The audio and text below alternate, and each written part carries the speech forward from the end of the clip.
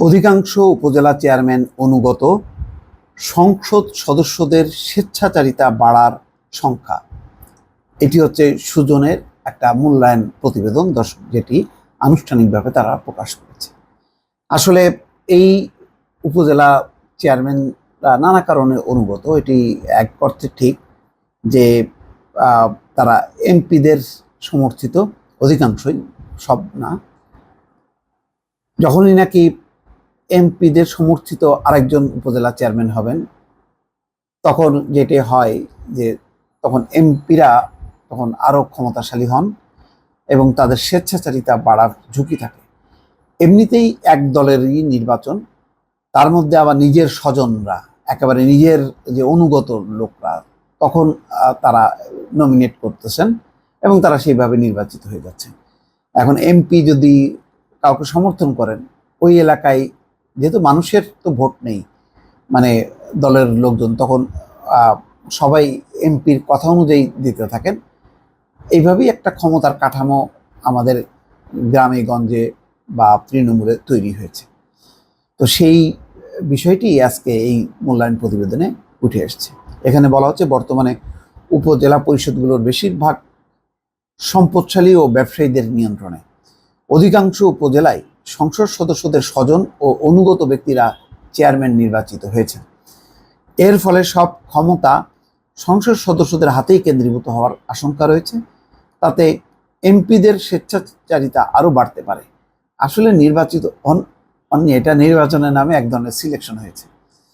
বৃহস্পতিবার জাতীয় প্রেস ক্লাবে আয়োজিত সংবাদ সম্মেলনে এই মূল্যায়ন তুলে ধরে সুশাসনের জন্য নাগরিক ষষ্ঠ উপজেলা পরিষদ নির্বাচনের বিজয়ী চেয়ারম্যান প্রার্থীদের তথ্যের বিশ্লেষণ উপস্থাপন ও নির্বাচন মূল্যায়নে এই সংবাদ সম্মেলনটি আয়োজন করে সংগঠনটি।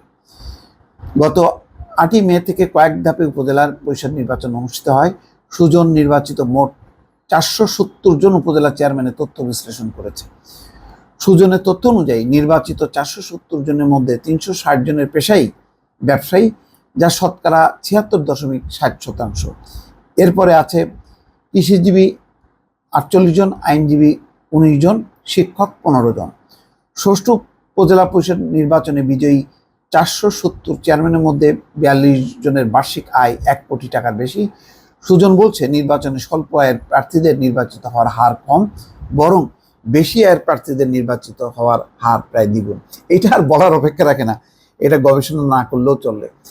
উপজেলা পরিষদের চেয়ারম্যান তো একটু বড় পোস্ট, ইউনিয়ন পরিষদের চেয়ারম্যানরাই হচ্ছে এখন ব্যবসায়ী এবং তারা কোটিপতি নিচে কেউ নির্বাচিত হবেন হেসে খেলে। এই সংখ্যাটা খুবই কম, নেই যে তা না, বহুদিন হয়তো জনপ্রিয়, অনেক জনপ্রিয়, তখন টাকা হয়তো হার মানে। কিন্তু অধিকাংশ ক্ষেত্রেই এখন যার টাকা আছে, যার সম্পদ আছে, যে ব্যবসায়ী ধনী এবং এলাকার মানুষ মনে করে এই লোক নির্বাচিত হলে আমাদেরকে সাহায্য সহযোগিতা করতে পারবে, তাকেই সে ভোট দেয়। তো সেই হিসাবে অধিকাংশই ব্যবসায়ী হবে, ক্ষমতাশালী হবে। কিন্তু যেইটা এবার হয়েছে যে তারা স্বাধীনভাবে যদি নির্বাচিত হতেন, তাও তাদের একটা জবাবদিহিতা থাকতো। এখন তারা তো তাদেরকে সিলেক্ট করে দিয়েছেন এমপি সাহেব। তো এমপি সাহেব যখন করবেন, তখন এমপি সাহেবের কথা অনুযায়ী তাকে চলতে হবে। তাহলে আর ভারসাম্য থাকলো না এবং অনুগতদেরকে দিয়ে এমপি তার স্বার্থ হাসিল করবে। উপজেলা পরিষদ যে একটা স্বাধীন স্বতন্ত্র, তৃণমূলের যেই মানুষের যে নানান বিষয়গুলো থাকে, সেইগুলো আর ওই গুরুত্ব দেবেন না। এমপি সাহেবের কথা অনুযায়ী তিনি উঠবেন বসবেন। ফলে এখানে মানে সত্যিকার অর্থে মানুষের প্রতিনিধিত্ব তারা কতখানি করতে পারবেন বা করবেন, এইটা মানে কি বলে, এই আশা করাটা খুবই বৃথা। বরং এই সমস্ত চেয়ারম্যান যারা অনুগত হয়ে নির্বাচিত হন, এরা তখন অর্থ, বিত্ত, সম্পদ বাড়ানোর কাজেই তারা ব্যস্ত থাকবেন। দর্শক, ভালো থাকবেন। আল্লাহ হাফেজ।